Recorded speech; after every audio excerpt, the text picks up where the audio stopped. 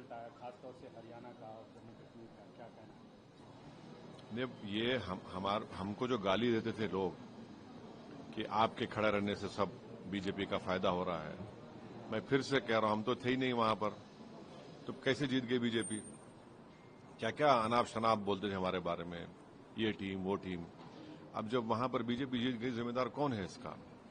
और दूसरी अहम बात यह है कि 10 साल की एंटी इनकम्बेंसी का फायदा कांग्रेस पार्टी को उठाना चाहिए था, मगर लगता यह है कि उनके इंटरनल डिफरेंसेस की वजह से उसका फायदा बीजेपी को हो गया। और तीसरी बात यह है कि बीजेपी को अगर आप जरा सा भी मौका देंगे इलेक्टोरल बैटल में, तो बीजेपी उसका फायदा उठा लेती है। और आखिरी बात यह है कि 2024 के चुनाव के बाद भी, और पार्लियामेंट में मैंने कहा था कि जो लोग इसको कह रहे हैं कि ये बड़ी नफरत पे कामयाबी हो गई, मैं उस वक्त भी कहा था कि वो बात नहीं है। तो बीजेपी की ये कामयाबी को अब जो हो रही है अभी, इसके जिम्मेदार कौन है?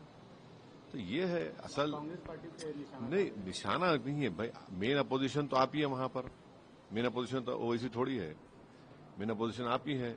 और 10 साल के एंटी इनकम्बेंसी के बाद, 10 साल और फिर आपके हालिया पार्लियामेंट के चुनाव के नतीजे के बाद एक गोल्डन अपॉर्चुनिटी थी इनके पास कि बीजेपी को हरा देते वहां से, मगर वो नहीं कर पाए। इनका अपने इंटरनल डिफरेंसेस की बुनियाद पर, अपने एरोगेंस की बुनियाद पर, तो बड़ा। इसको आप बीजेपी की जीत नहीं बल्कि कांग्रेस की नाकामयाबी बता रहे हैं? मेरा मानना यह है कि देखिए, मध्य प्रदेश में भी जीतना चाहिए था, छत्तीसगढ़ में भी जीतना चाहिए था, यहां पर भी जीतना चाहिए था। तो ये तीसरा ऐसा प्रदेश है जहां पर बीजेपी को हारना चाहिए था। असेंबली इलेक्शन बीजेपी जीत गई। तो ये खुद एक बहुत बड़ा पैगाम देता है कि किस तरीके से क्या हो रहा है। तो जहां तक मेरा ताल्लुक है, हमारी पार्टी हम तो डिसाइड के नहीं लड़ेंगे, पर इतने बड़े लोग इस पार्टी के मुझसे भिजाए लोगों के आप चुनाव लड़िए, बोला नहीं लड़ेंगे हम अब चुनाव लड़ेंगे, अपनी तरीके से लड़ेंगे।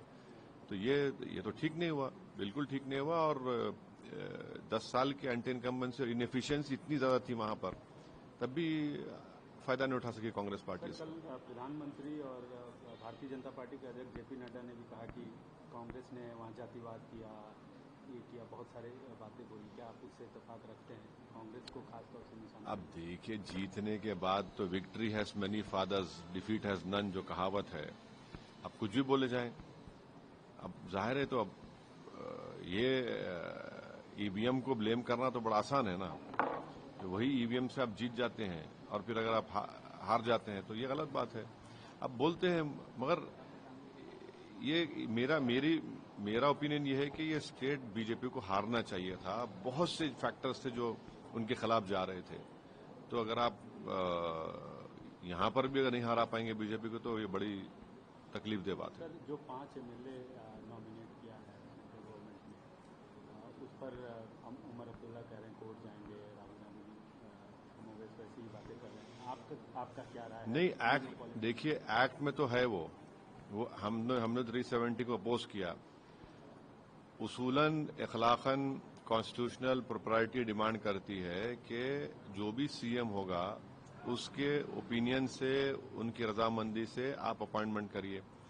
मगर एक अजीब और गरीब किस्म का एक्ट पास किया गया 370 का, जिसमें आपको एक मिसाल देता हूं।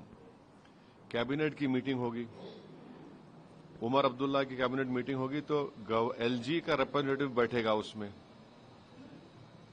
और वो बताएगा एलजी को कि इसको कबूल करे ना करे।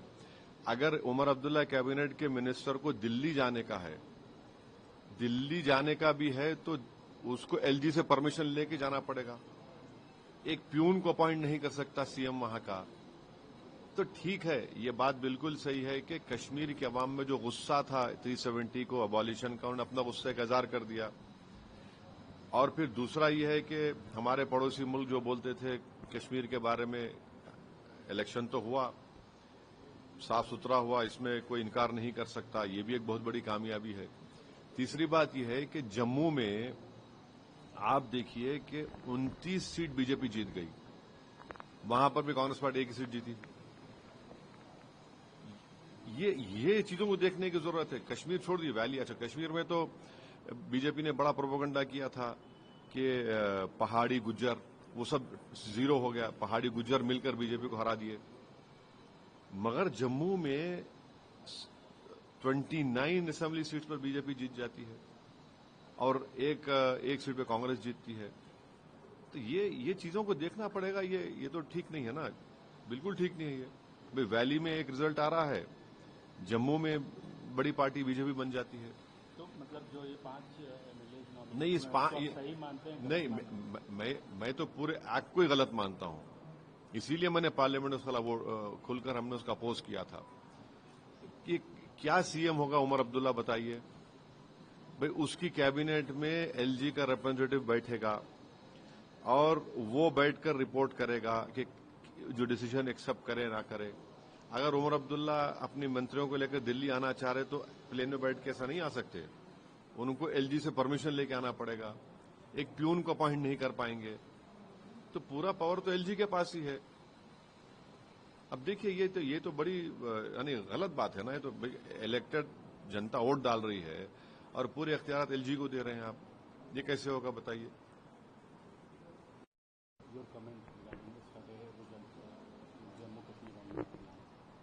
Well, after 10 years of anti-incumbency, after 10 years of inefficient governance, after 10 years of corruption, despite that, the Congress party was not able to defeat BJP. To me, it is very shocking and surprising, because this was a state where they should have won it very easily. So, there are many factors. I don't know. I cannot speak for that party. But the media reports are saying that there were huge internal differences.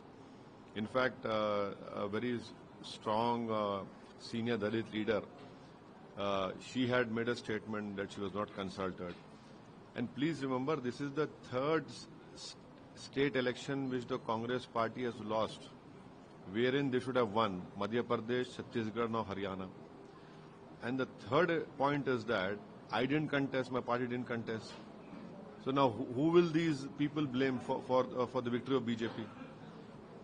And the last important point, after 2024 parliament elections, I have been saying that whatever result has come, some people were too optimistic and saying that, oh, this is a victory over hate. No, hate still continues.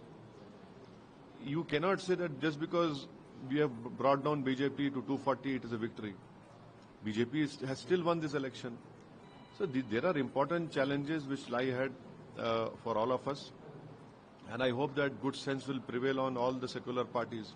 News nation अब WhatsApp पर खबरों के ताजा update के लिए news nation के इस QR code को स्कैन करें।